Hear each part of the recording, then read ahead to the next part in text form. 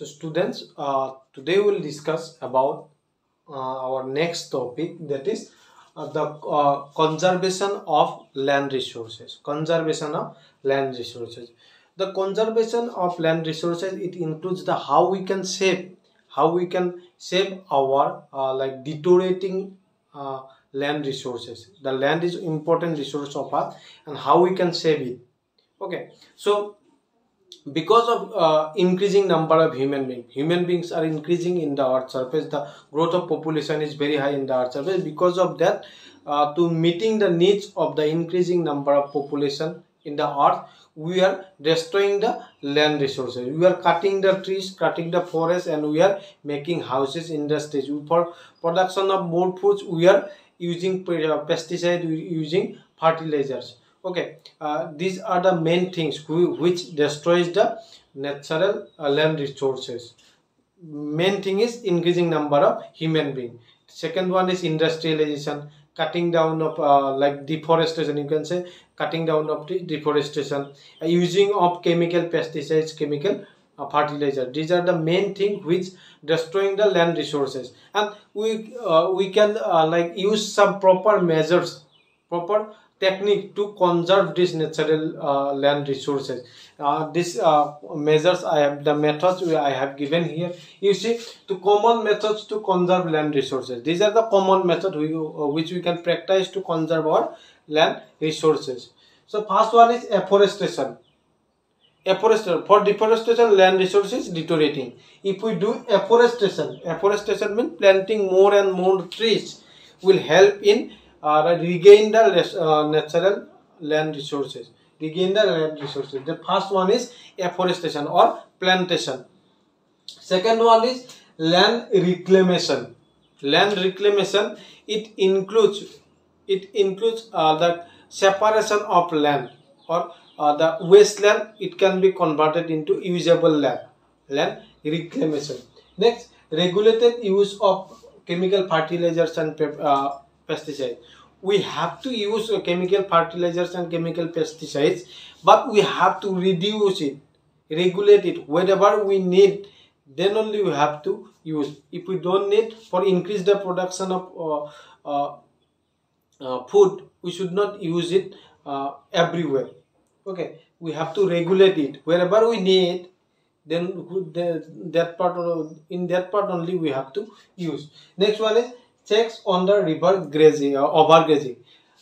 The overgrazing which also leads to the deforestation, overgrazing also led to the deterioration in the land resources. So overgrazing of goats, overgrazing of cows, we should stop.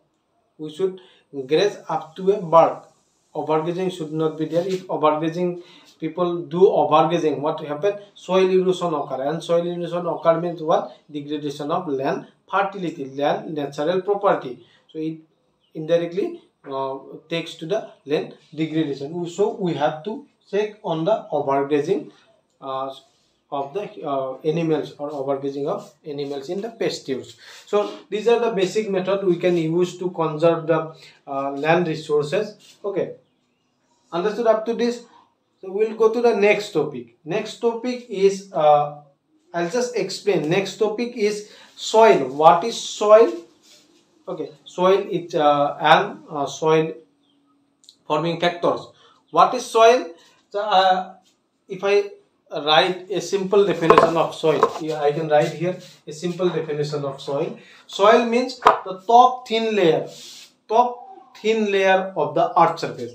Our earth surface is there, the top thin layer or top thin grainy layer, which is composed of different types of minerals, organic materials. Different types of minerals and organic materials are called as soil. The top thin layer of the earth surface, which is composed of various organic materials and minerals, is called as soil. The top thin layer. And one more definition we can say, the top thin layer of the earth surface which have capacity to germinating the seeds are called as resource.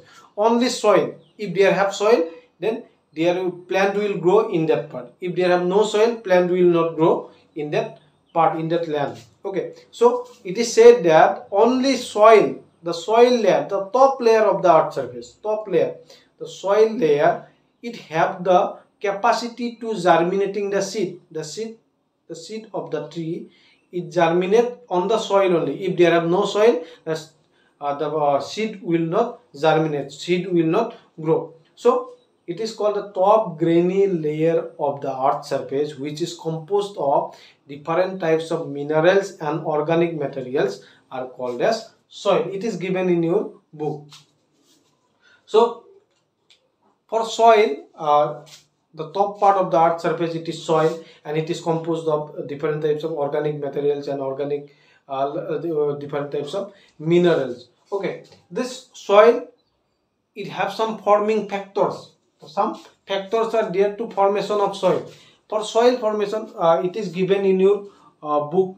You see, soil formation is not a simple a process. It is a long process. For forming 1 centimeter soil layer, 1 inch of soil layer in the earth surface, it takes thousands of years.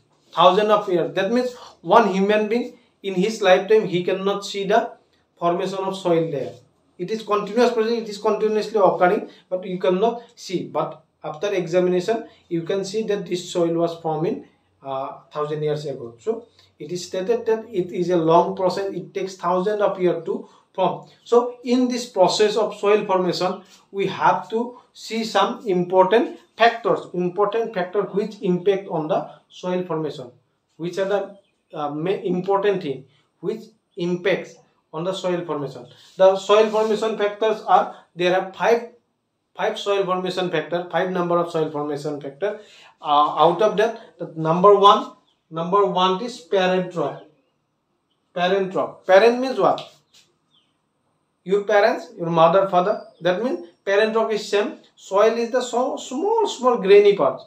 It is nothing but the small part of the rock. So the rock from which the soil is formed, it is important factor.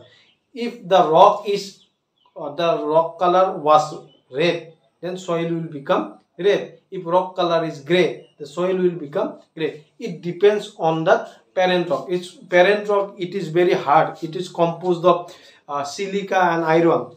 Then the soil will composed of silica and iron. It depends on the rocks. So parent rock, the father and mother of the soil. So it depends on the parent rock. The soil formation depends on the parent rock. If the parent rock is very hard, soil will become very grainy. If the parent rock is sedimentary rock, is very loose, then the rock structure, the soil structure will be very loose. It depends on the parent rock.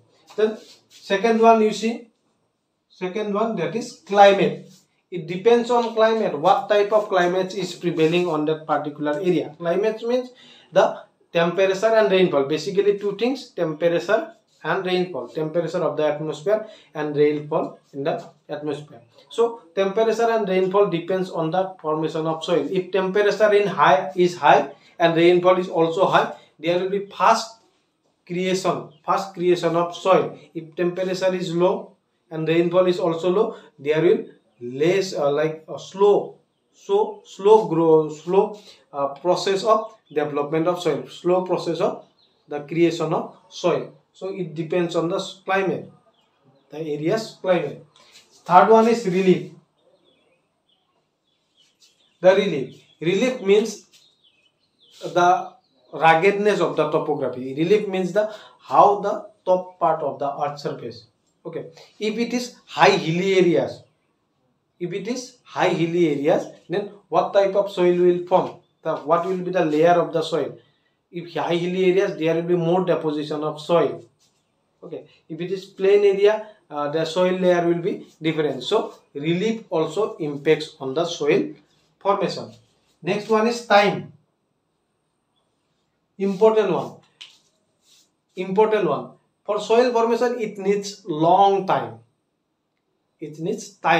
So the soil forming factor also depends on the time. If it is, depends on time. If the